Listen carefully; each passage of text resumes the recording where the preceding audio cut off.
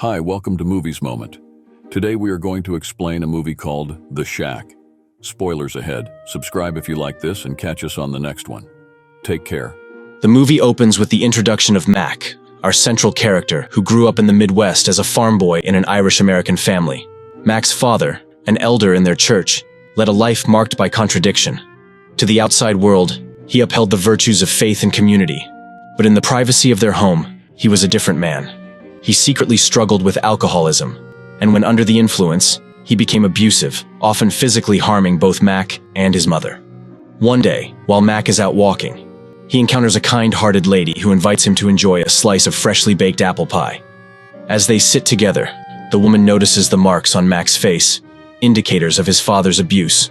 She empathizes with Mac, expressing that fathers should not act violently towards their children, and that such behavior is not a form of love.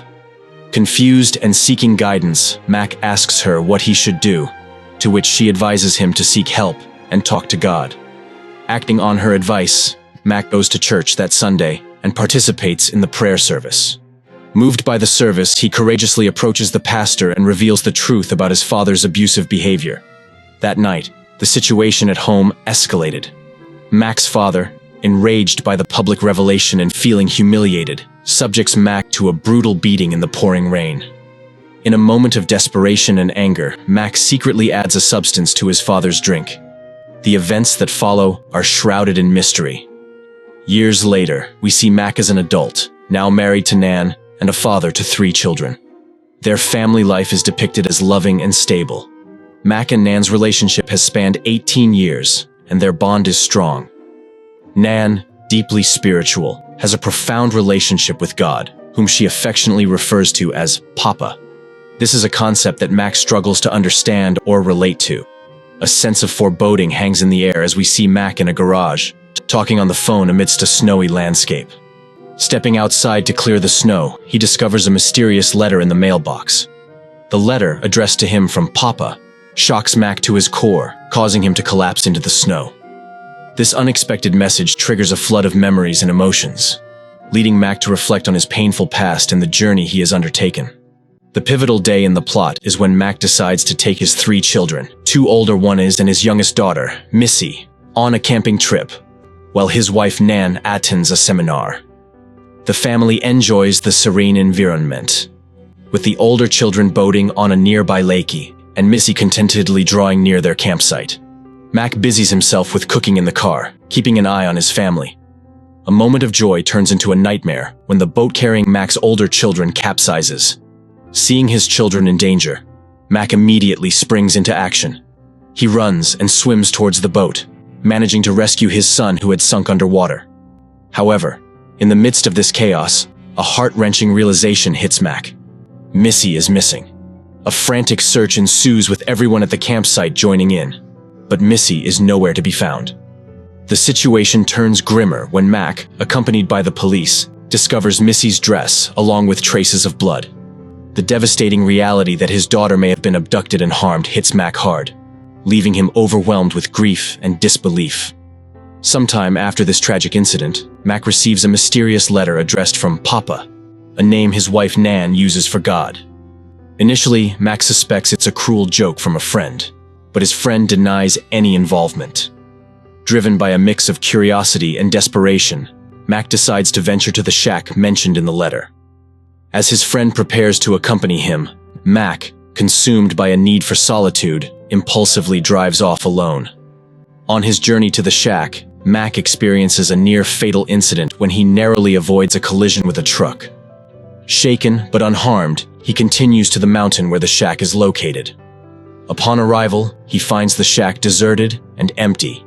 As he steps out, he encounters a man who, despite Mac's initial suspicion and attempt to ambush him, turns out to be friendly. The man invites Mac to follow him, promising that someone eagerly awaits his arrival. Mac follows the man through a breathtakingly beautiful landscape filled with flowers, leading him to a house. Inside, he meets the lady who once offered him apple pie, but he doesn't immediately recognize her. She introduces herself as Papa, the same name Nan uses for God, and Mac is taken aback by her knowledge of his wife. It's then that Mac realizes he is in the presence of God. Papa introduces him to her son and her daughter, Sarayu. Mac is stunned, grappling with the surreal experience. Mac's profound journey of self-discovery and spiritual exploration continues. Standing by the water, he encounters the son of Papa, who hands him the letter he had dropped earlier. Mac questions him about the author of the letter, but the son expresses gratitude for Mac's acceptance of the invitation to come to the shack. Confused, Mac probes further about the son's purpose at the shack, to which he responds with a mysterious statement about his freedom to do anything. Later, Mac joins Papa in the kitchen, where she is busy cooking. As they prepare the meal together, a conversation unfolds where Mac, burdened by grief and anger, accuses Papa of allowing his little girl to die. In response, Papa shows Mac a wound in her hand, similar to one that Jesus would have had, symbolizing that love always leaves a mark and that she never abandoned him or Missy. During dinner, the son takes Mac outside to show him his handiwork, the stars. They sit together, and Mac shares a memory of the last time he saw the stars with Missy. In this moment, Mac confesses feeling at ease with the son, who suggests that it might be because he is human. When Mac questions whether he is a god, the son explains that he represents the best way humans can relate to Papa and Sarayu, saying that seeing him is similar to them both. Their conversation delves deeper into philosophical and spiritual realms, after which Mac retires to bed, falling asleep with the Bible in hand. He drifts into a dream where he sees his daughter and a mysterious figure stalking her. The following morning, Mac finds Papa preparing breakfast outdoors. The emotional burden of his daughter's death resurfaces, and Mac confronts Papa, expressing his anguish and anger over her loss, and questioning why bad things are allowed to happen. Filled with upset and unresolved pain, Mac decides to leave the shack. However, on his way, he meets Sarayu, who invites him to assist with gardening for an upcoming celebration. Curious about the celebration, but still uncertain, Mac agrees to stay and help. Sarayu guides him through the garden, involving him in the gardening process. After helping Sarayu in the garden, Mac reunites with the son of Papa, who reveals that he has something important to show him. He instructs Mac to finish up in the shade and then meet him at a specified location. Mac, following these instructions, takes a boat and starts rowing across the water. As he navigates the boat, Mac is suddenly confronted with an eerie and unsettling sight. A vision of his daughter Missy appears in the water. When he reaches into the water, his hand comes out dirty and black, symbolizing the darkness and grief that have clouded his life since Missy's disappearance. Overwhelmed by these haunting images, Mac feels as if his boat is sinking, engulfed by the weight of his sorrow and despair. In this moment of crisis, the son of Papa approaches Mac and offers him a crucial piece of guidance. He reassures Mac that the terrifying events he perceives are not actually happening, but are manifestations of his troubled mind. With this realization, the chaos around Mac abruptly ceases, and the son demonstrates a miraculous ability to walk on water. Encouraging Mac to join him, the son helps Mac overcome his fear of sinking. To Mac's amazement, he finds himself able to walk on the water alongside the son, a symbol of his growing faith and the release of his burdens. Following this extraordinary experience, the son directs Mac to follow a path and walk until he reaches its end.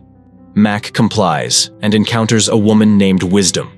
In a dramatic turn, Wisdom reveals that Mac is there for a judgment, but not in the way he expects. Instead of being judged himself, Mac is asked to judge between his two children, deciding which one should go to hell.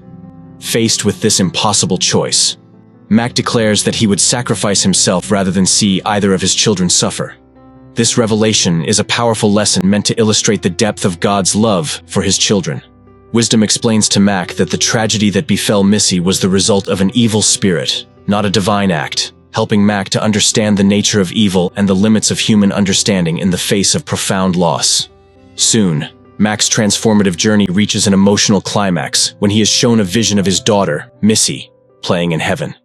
In this vision, Missy appears joyful and at peace, a sight that fills Mac with immense happiness and relief. Overwhelmed by the moment, Mac inquires if he can touch her, only to learn that physical interaction is not possible in this spiritual realm. He also wonders if Missy can see him, and he is told that while she is aware of his presence, she cannot see him. This bittersweet revelation brings comfort to Mac, knowing that his daughter is in a place of happiness. During his time at the shack, Papa imparts several life lessons to Mac, each offering insights into love, forgiveness, and the complexities of human emotion. These lessons end in a symbolic funeral for Missy in heaven, providing Mac with a sense of closure and peace. At this profound moment, Mac is given a choice by Papa to either stay in this spiritual realm or return to his earthly life. Mac, after much contemplation, decides to go back home. Before he leaves, Papa entrusts Mac with an important task to accomplish back on Earth. Papa reveals that Mac's living daughter has been silently suffering, mistakenly believing that she is responsible for Missy's death. Mac realizes that in his own grief, he had overlooked the pain and guilt his daughter was carrying. Papa urges him to have a conversation with his daughter, to reassure her that she is not to blame for the tragedy.